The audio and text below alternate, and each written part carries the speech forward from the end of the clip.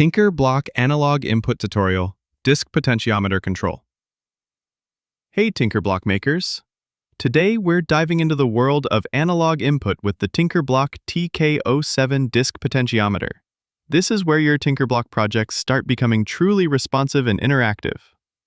We're using our TinkerBlock setup, the lonely Binary UNO R3, the Shield, and the TK07 Disc Potentiometer module. This potentiometer is a 1-co-variable resistor that you can rotate to create smooth, continuous input values, perfect for volume controls, brightness adjustments, or any analog control system. Here's what makes analog input so powerful.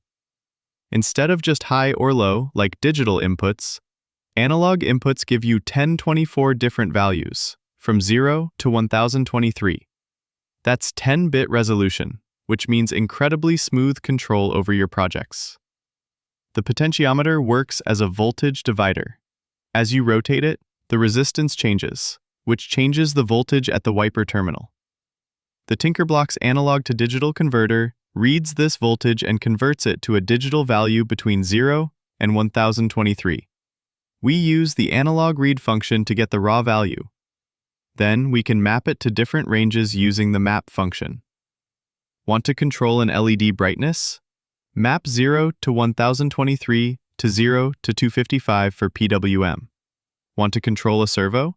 Map to 0 to 180 degrees. The possibilities are endless.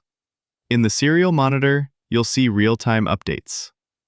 This gives you complete insight into what's happening as you rotate the potentiometer. The beauty of analog input is its smoothness. Unlike buttons that are either on or off, the potentiometer gives you infinite control points. Turn it slowly and watch the values change smoothly. No jumps, no gaps. Just perfect continuous control. This is the foundation for so many advanced TinkerBlock projects. Once you can read analog values, you can control motor speed, LED brightness, servo positions, or create custom control interfaces. It's like having a volume knob for your entire TinkerBlock project. The TinkerBlock system makes this incredibly easy.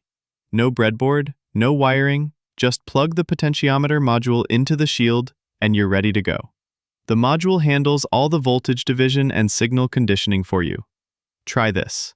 Upload the code, open the serial monitor, and start rotating the potentiometer. Watch those values change in real time.